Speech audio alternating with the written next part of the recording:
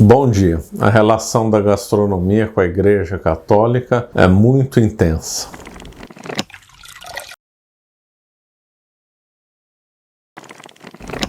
Para começar, existe até a bênção da cerveja e existem vários santos ligados à cerveja, Então, Santo Agostinho, contaram que pode parecer estranho, mas foi um dos primeiros santos ligados à igreja, se não o primeiro.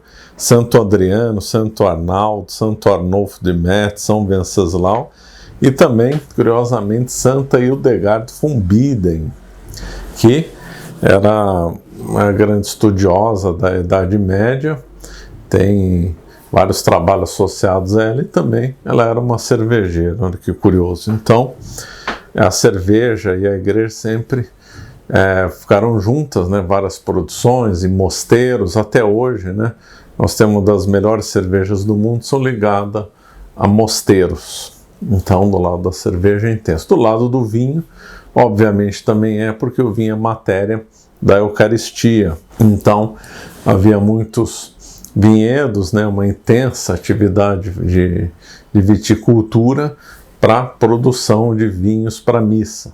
E ligado a mosteiros, ligado a padres, etc. Então, um trabalho, uma longa história. Entre os beneditinos, por exemplo, a associação era intensa, entre depois Cisterna, foi o monge Dom Perignon, esteve ligado ao começo da história da Champagne. Então, também com vinho muito intenso, com licores. Inclusive tem um licor excelente ligado a Chartreuse. Teve até uma comemoração especial de 900 anos de fundação do mosteiro. Não que a receita não tenha 900 anos, fizeram um licor em homenagem aos 900 anos. E lá ele tem uma história conturbada da receita desse licor, porque foi perdida durante a Revolução Francesa e depois foi encontrada. Então, também para destilados, também havia produção ligada à igreja. E do ponto de vista teórico, nós temos, claro, São Tomás de Aquino. Meu trabalho foi inspirado nele. Sem a base metafísica de São Tomás de Aquino, não daria para compreender toda a simbologia que há na gastronomia. Também precisamos comentar o trabalho excelente, totalmente esquecido, ou quase totalmente esquecido hoje em dia, que é o trabalho de São João Batista La Salle, que fez um importante trabalho ligado, defendendo a etiqueta à mesa, defendendo normas de boa educação, criticando pessoas do tempo dele que não teriam muita educação à mesa, não estariam preocupados com essas regras de convivência, e ele entendia que isso era importante, que isso pertencia à caridade e que isso deveria ser estimulado. Então, o fundamento, no meu livro que eu dou para a área da etiqueta, à mesa, todas as normas de educação, polidez que vem à mesa, vem, na realidade, a base dele vem de São João Batista La Salle. O papado também, a figura do papado também foi importante para o desenvolvimento do vinho. Quando os papas estavam em Avignon, houve um incremento na produção de vinhos na França. E foi justamente nessa fase que começou a transição da preferência de dos vinhos brancos para os vinhos tintos. Então, quando a gente estuda a história do vinho, não dá para pensar, não tem como estudar a história do vinho sem a igreja, a história da cerveja, idem. São coisas que ficam até hoje. E também várias receitas ligadas à culinária, tem a receita dos doces ligados a conventos em Portugal, teve outras receitas de doce ligadas a conventos na França, receitas históricas que eram feitas ligadas a mosteiros. Então nós temos os beneditinos foram muito importantes no desenvolvimento da agricultura, também da pecuária. Então tudo isso ligado à igreja, a gastronomia muito ligada à civilização.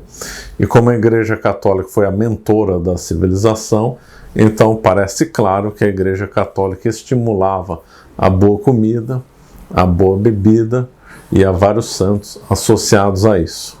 Aí poderiam sempre vir aquela questão, mas a igreja não luta também pelo sacrifício à mesa, pelo sacrifício da quaresma, na sexta-feira, pelo jejum? Sim, e também esse é outro ponto de contato com a gastronomia, conforme eu já explico no meu curso, e também acho que já expliquei em outro vídeo também, que quanto, segundo Santo Agostinho, onde aumenta o saber, aumenta a dor. Então a pessoa que compreende melhor a gastronomia, quando ela vai fazer um sacrifício de jejum na quaresma, ela tem, o sacrifício dela é maior porque ela só está se abstendo de um grande bem. Se a pessoa não liga para comer e beber, o sacrifício não é tão grande.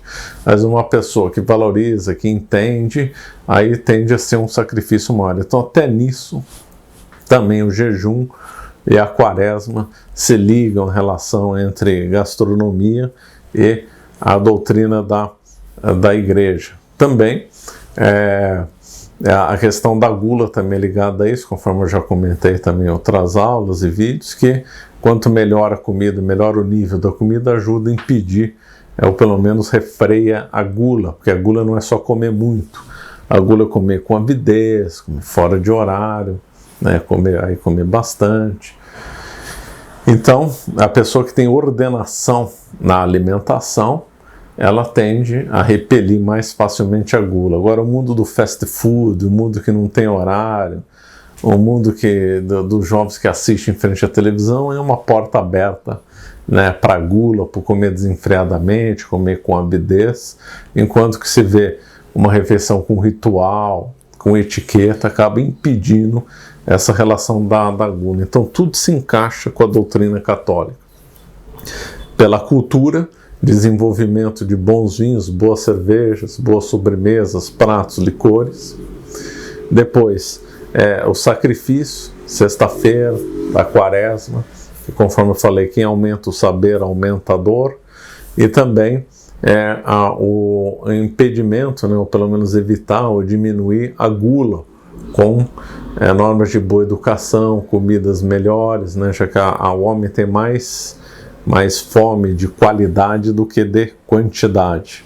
Então tudo isso forma um todo extremamente ordenado, no qual o catolicismo se harmoniza perfeitamente. E volto a insistir, né? É curioso, é uma grande surpresa para mim, em ver Santo Tomás como a principal referência para o estudo teórico do simbolismo, né, da gastronomia. Então tudo isso fica muito interessante, né? Ver até onde vai a doutrina do tomismo, né? Vai até na gastronomia. Bom, ficamos por aqui, mas antes de encerrar, as inscrições para o meu curso Simbolismo na Gastronomia se encerram quarta-feira, dia 20. Não vamos abrir mais turmas esse ano. Aproveitem. Não sabemos quando vamos abrir de novo. Vai provavelmente o ano que vem, mas também não temos data. Vão ser outros preços. Então, não perca essa oportunidade e faça o curso Simbolismo da Gastronomia, que é muito interessante e extremamente original. Obrigado.